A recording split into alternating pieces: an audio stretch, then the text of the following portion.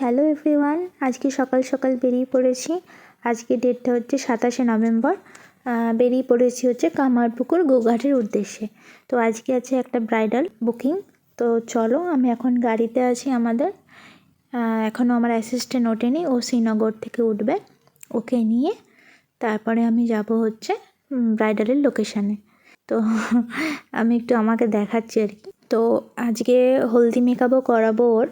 যদিও ব্রাইডের হলদি মেকআপ আজকে বুকিং নেই, কিন্তু আমি যেহেতু মানে আগে চলে যাচ্ছি, আর সেই জন্য মানে হলদি মেকআপটা ফ্রিতেই করিয়ে দেবো।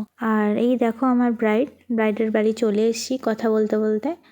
তো এখন ওকে হলুদের জন্য রেডি করছি। অ্যাসিস্ট্যান্ট চুলটা ছাড়িয়ে নিচ্ছে অ্যান্ড দেন কিম্পিং করে নিচ্ছে। তো চলো দেখো, ওর হলদি লুকটা নিয়ে চলে এসেছি। ওকে কিন্তু মানে হালকার ওপরে হলদি মেকআপ করেছি। তো অ্যাকচুয়ালি 15 মিনিটের মধ্যে মেকআপ করেছি আমি। অ্যাকচুয়ালি গায়ে হলুদের জন্য ছেলের বাড়ির থেকে সবাই চলে এসেছিলো, তাড়াহুড়ো দিচ্ছিলো সবাই আর কি। তাড়াহুড়োর মধ্যে সাজানো হয়েছে এবং হালকাই লুক চেয়েছিল আর কি সকালে। তো সেই লুকটাই করা হয়েছে। আর মাথায় যেটা দেখছো, মাথা পাট্টি পরানো হয়েছে যেটা আর কি, ওটা কিন্তু আমি অ্যাকচুয়ালি ওটা কিন্তু হার, ওটাকে আমি মাথা পট্টি হিসাবে পরিয়েছি। কারণ হচ্ছে ওখানটা খুব ফাঁকা ফাঁকা লাগছিলো, তাই জন্য আমি ওটা পরিয়ে দিয়েছি আর কি। তো তোমাদের এই লুকটা কেমন লেগেছে জানিও। তো এবার আমাদের ব্রাইড হয়েছে চলে গেছে হলদির উদ্দেশ্যে। এখন ওর হলুদ হবে অ্যান্ড নানিমুখ হবে। তো আমি আমার অ্যাসিস্ট্যান্ট একটু কিছুক্ষণ বাইরে বেরিয়ে ওদের কি বলবো বাড়িটা অ্যান্ড আশেপাশের জায়গাটা তোমাদেরকে দেখিয়ে দিচ্ছি। এটা হচ্ছে কিন্তু গোঘাট রতনপুর আর কি, রতনপুরে একটা গ্রাম আর কি। তো ওইখানেই আমি সাজাতে গেছিলাম। এটা কিন্তু পুরোপুরি গ্রাম এলাকা। তো দেখো এখন হচ্ছে কনেকে আশীর্বাদ করছে কনের বাবা। তো এরপরে হচ্ছে নানিমুখ হবে ওর অ্যান্ড হলদি হবে। তো এই সময় আমরা একটু খাওয়া দাওয়া করে নিয়েছিলাম। খাওয়া দাওয়া করে এবার হচ্ছে আমরা একটু ঘুরছি আশপাশটার এলাকাটা, অ্যান্ড এই করতে করতে সময় কেটে যায়। এরপরে হচ্ছে সন্ধে দেখো 4:30 বাজে।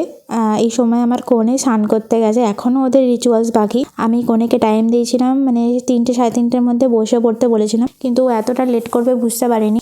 আর বুঝতেই পারছো গ্রাম্য এলাকা, তো এবার হচ্ছে অনেক নিয়মকানুন থাকে, তারা কিন্তু মানে কথা বললে শুনতে চায় না, সব নিয়মই মানে। তো আশেপাশের পুকুরটা আমি দেখিয়ে দিচ্ছি। তো দেখো এই পুকুরটা কতটা বড় তোমাদেরকে দেখিয়ে দিলাম।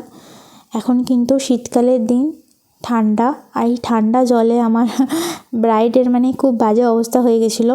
কিন্তু কি করবে বলো, গ্রামের লোকজন ছাড়তেই চায় না, তারা তো রিচুয়ালস পালন করবে। তো তবু আমি বারবার ব্রাইডকে বলছিলাম যে দেখো প্লিজ চুলটা এই সময় হেয়ার ভিজিও না, এমনিতেই অলরেডি লেট হয়ে গেছে, আমাদের বাড়ি ফিরতে অনেক লেট হয়ে যাবে। তো অনেকটা দূর থেকে আমি আর কি ক্লায়েন্টকে সারাতে গেছিলাম। লোকেশনটার নাম শুনে বুঝতেই পারছো। তো ওদের মানে অনেকক্ষণ ধরে রিচুয়ালস চলছিল, প্রায় 5টা অবধি চলেছে, 5টা 5:30 অবধি। তো রীতিমতো আমি ব্রাইডকে তাড়া দিয়ে নিয়ে চলে এসেছি। তো এটা হচ্ছে ওর বিফোর লুক। দেখো এবার ওর মুখ থেকে শুনে নাও ও কেমন লুক চাইছে আমার কাছ থেকে। চলো বলো জয়ন্তী, বলো তুমি কেমন লুক চাও। তো তোমরা আমার ব্রাইডের মুখ থেকেই শুনে নাও ও কেমন লুক চায়। মানে কোনো ডিমান্ড আছে কি তোমার? তো শুনে নিলে ওর কিন্তু কোনো ডিমান্ড নেই, ও আমার উপরই পুরোপুরি ছেড়ে দিয়েছিল। তো সেই অনুযায়ী আমি ওকে সাজানোর চেষ্টা করেছি। এখন কিন্তু ওর বেকিং হচ্ছে আর কি, অলরেডি বেস হয়ে গেছে। আমি কিন্তু ওকে আমার মতো করেই সাজানোর চেষ্টা করেছি, পুরো সাবেকি লুকটা দেওয়ার চেষ্টা করেছি। তো ওর আই মেকআপটাও ব্রাউনের ওপরেই ছিল, ওরকমই লুক ক্রিয়েট করেছি। তো একটা কথা বলে রাখি গাইস, দেখো আমার ব্রাইড যে শাড়িটা পরে আছে, এটা কিন্তু ওর মানে অ্যাকচুয়ালি এটা পরার কথা ছিল না। ও আমাকে জিজ্ঞেস করেছিল হচ্ছে যে দিদি মানে কী শাড়ি কিনবো। তো আমি ওকে সাজেস্ট করেছিলাম যে তোমার স্কিন টোনটা যেহেতু ডাস্কির দিকে, তো তুমি মেরুন কেন, তোমাকে ওই ব্রাইডাল লুকে মেরুন শাড়িটাতে খুব ভালো লাগবে, খুব ভালো যাবে আর কি, মানে ফুটবে। তো কি বলবো, মানে ও অ্যাকচুয়ালি কিনেছিল, কিন্তু ও লজ্জাবস্ত্র হিসাবে ওটা কিনে নিয়েছে। ওকে মানে কি করব বলো। আমি আমার আপকামিং ব্রাইডদের উদ্দেশ্যে একটা কথাই বলবো, যে তোমরা যদি বিয়েতে সাবেকি সাজতে চাইছো, তো প্লিজ তোমরা রেড বা মেরুন এরম টাইপ অফ কালার, বা রানিও চুজ করতে পারো যদি তোমাদের স্কিন টোন ফেয়ারের দিকে হয়। তো তোমরা এরকম টাইপের কালার চুজ করো যাতে তোমাদের লুকটা খুব এনহ্যান্স হয়ে আসে। তো অলরেডি আমার ব্রাইডের সাজ কমপ্লিট, এখন হচ্ছে টায়রা টিকলি অ্যান্ড গয়না এগুলো সব সেট করা হচ্ছে আর কি। আর একটা জিনিস যেটা আমি আমার ব্রাইডকে বলেছিলাম যে তোমার হেয়ার স্টাইলটা যেটা হবে, একটা গাজরার কথা ওকে কিনে রাখতে বলেছিলাম, সেটা কিন্তু ও যে যাকে ফুলের দায়িত্ব দিয়েছিল সেই মানে সেই লোকটা আর কি ঠিক মতো মানে আর কি অ্যারেঞ্জ করতে পারেনি, সেই জন্য ওর ওই গাজরাটা তোমরা মাথায় দেখতে পাচ্ছ না। শেষ মুহূর্তে আমরা জুঁই ফুল অ্যান্ড বেল ফুল দিয়েই ওর খোপাটাকে কভার করেছি। তো কি করব, মানে এটাই হয়েছিল লাস্ট আর কি আমাদের ডিসিশন। আর একটা কথা বলার আছে আমার আপকামিং ব্রাইডদের উদ্দেশ্যে, তোমরা কিন্তু ফ্লাওয়ারটা ঠিকঠাক নেবে, কারণ বিয়ের দিন মানে খোপার ওপর যে আমরা ফ্লাওয়ারটা বা যে গাজরাটা লাগানো হয় সেটা যদি খুব সুন্দর হয় না, তোমাদের লুকটা আরও বেশি সুন্দর মানে লাগবে আর কি।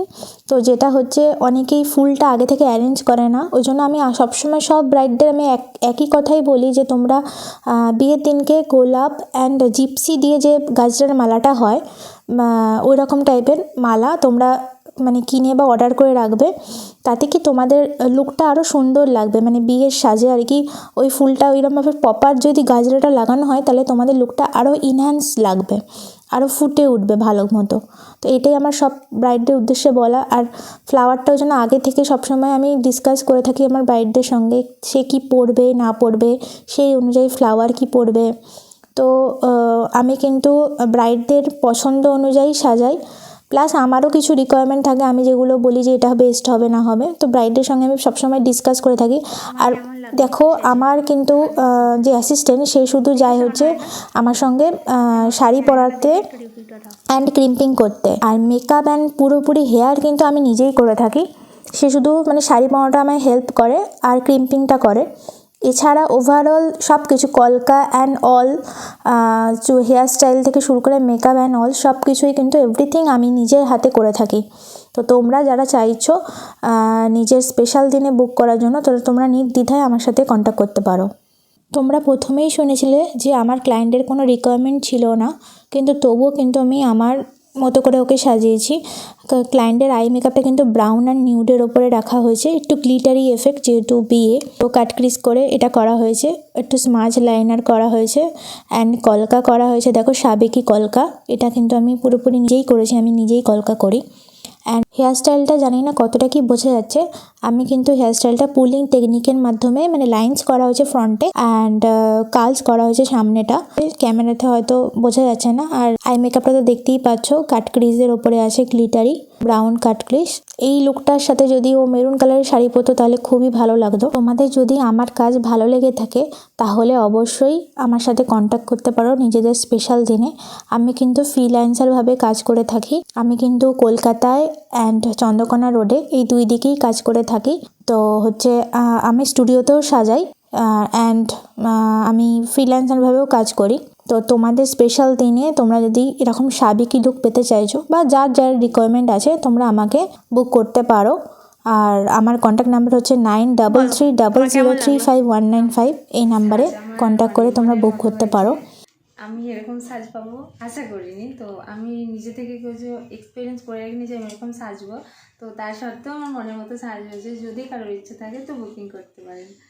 আচ্ছা, থ্যাংক ইউ। তোমার নাম কি জানো? জয়ন্তী। জয়ন্তী, থ্যাংক ইউ সো মাচ। একটু হালকা করে আইসটা বন্ধ করো। ব্যাস, খুব সুন্দর লাগছে, মিষ্টি লাগছে। তোমার আগামী জীবন খুব সুখের হোক এই কামনাই করি। Congratulation, thank you. ভালো থেকো। চোখ বন্ধ করো।